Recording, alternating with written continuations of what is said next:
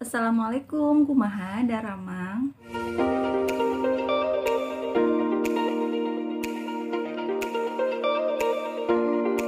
Di video kali ini aku mau membahas biaya persalinan sesar metode ERAK yang aku lakukan ya teman-teman. Tapi ini juga pasti akan berbeda ya, beda rumah sakit, beda juga biayanya.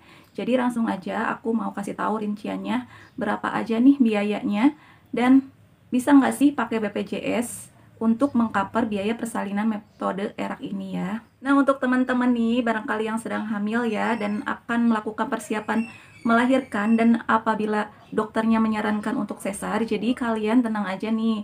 Kalau misalkan yang punya BPJS itu masih tercover ya, tapi untuk metode sesar secara konvensional atau biasa. Sedangkan metode ERAK ini ada beberapa yang enggak di cover gitu teman-teman. Jadi enggak semuanya tercover oleh BPJS. Yang aku alami kayak gitu ya. Nah, apa aja sih yang enggak di cover sama BPJS untuk ERAK ini?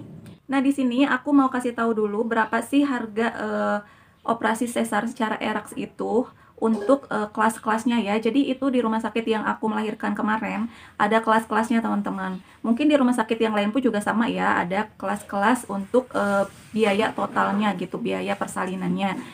Nah, di rumah sakit yang aku melahirkan kemarin itu terbagi dari kelas 1, 2, 3, dan VIP dan juga PPIV ya. Nah, untuk kelas 1 itu harganya aku nyontek sedikit ya teman-teman, takutnya salah. Nah, untuk kelas 1 itu harganya 19.500.000 ya untuk sesar secara ERAK itu ya.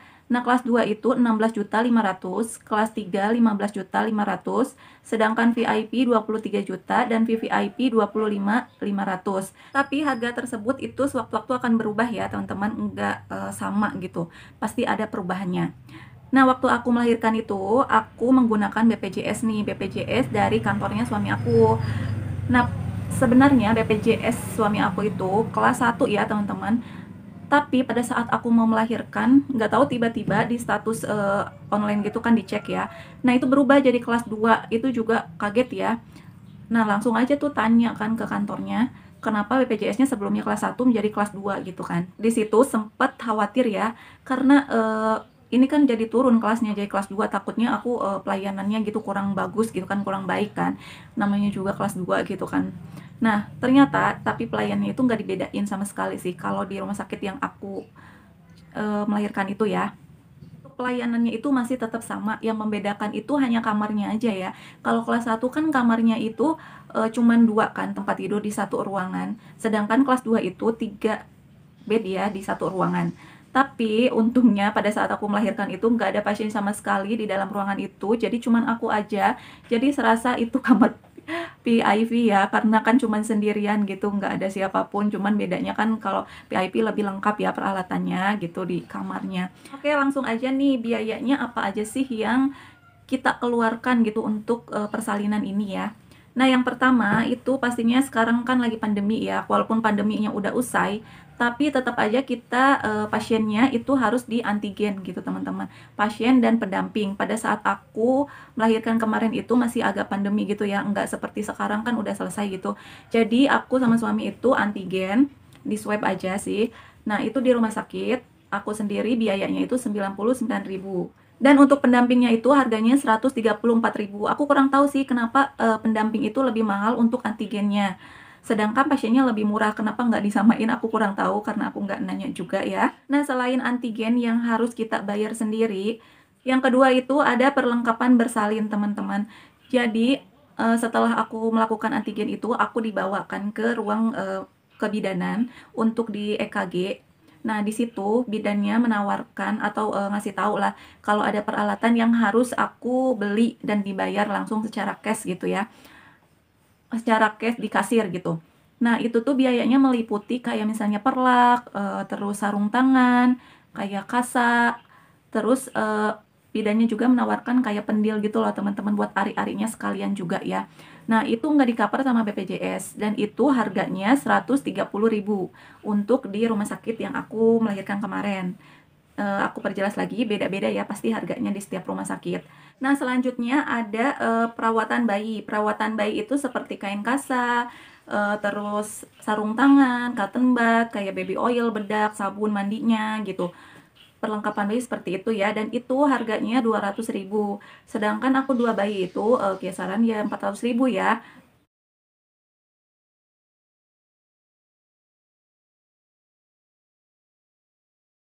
Nah, untuk biayanya yang nggak di-cover BPJS cuman itu aja sih, kayak antigen yang pertama, lalu perlengkapan ibu untuk melahirkan, perlengkapan bayinya, itu aja sih teman-teman. Untuk obat atau peralatan yang lainnya itu udah di-cover sama BPJS ya teman-teman. Nah, di sini jadi total kisaran harga aku untuk membayar semuanya gitu biayanya.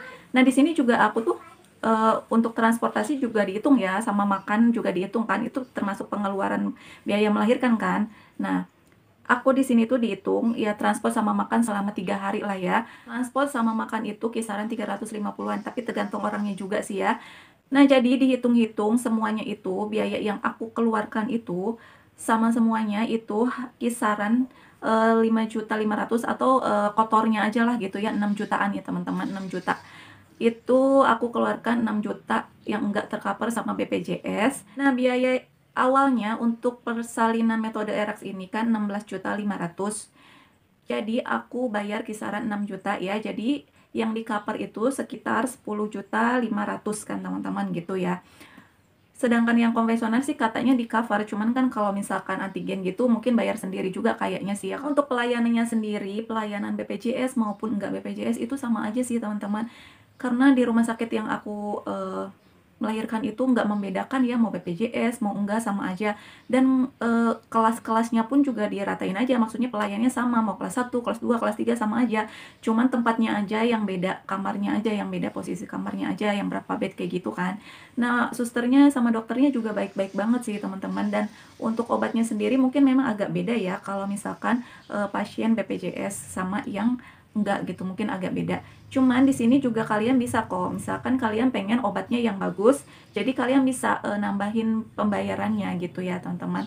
Nah, tadinya juga aku pengen obatnya itu minta yang bagus, tapi selama aku nggak ada rasa keluhan nyeri yang sangat-sangat nyeri, jadi enggak ya, aku obatnya dari BPJS semua, nggak ada beli tambahan obat karena udah ke badan aku tuh udah ngerasa enak aja, nggak sakit gitu. Jadi aku nggak beli obat tambahan. Untuk teman-teman nih yang mau melahirkan, aku saranin sih punya BPJS ya, karena itu meringankan aja sih untuk melakukan persalinan. Apalagi kalau misalkan kita melahirkannya secara sesar, jadi kita harus banget tuh punya BPJS teman-teman.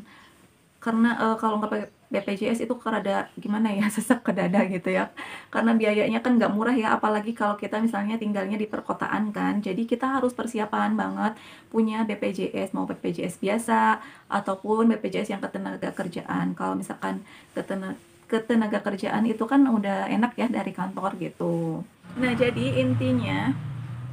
jadi intinya untuk melahirkan sesar secara konvensional itu tercover semua kecuali kayak antigen, mungkin kayak peralatan melahirkan mungkin juga enggak ya. Tergantung rumah sakitnya aja. Nah, untuk metode sesar secara ERAX itu yang aku sebutkan tadi, apa aja yang enggak tercover. Jadi tetap kita harus pegang uang saku ya teman-teman untuk biaya persalinan walaupun udah BPJS gitu. Nah, kenapa sih aku milih metode ERAX ini? Karena aku nih kan hamil anak kembar ya. Terus dokternya menyarankan untuk ERAX karena biar cepat pemulihannya. Jadi kan aku harus ekstra menjaga kan, apalagi anak aku 2, jadi harus cepat pulih. Jadi dokter untuk menyarankan aku untuk metode ERAX gitu teman-teman. Kalau konvensional kan agak lama pemulihannya, kalau ERAX itu cepet ya. Cuman aku juga nggak tahu bedanya kayak gimana ERAX sama konvensional setelah operasinya, karena aku belum pernah mengalaminya ya. Nah, mungkin cukup sekian aja ya videonya. Kalau misalkan teman-teman ada yang kurang jelas nih, boleh banget tanya-tanya ke aku di kolom komentar. Insya Allah aku jawabin ya komentarnya tentang persalinan, biaya persalinan pakai BPJS ini. Semoga bisa membantu teman-teman, dan semoga biar teman-teman juga bisa apa ya, persiapan budgetnya gitu, berapa yang harus disiapkan gitu kan. Nah, oke, terima kasih ya. Assalamualaikum.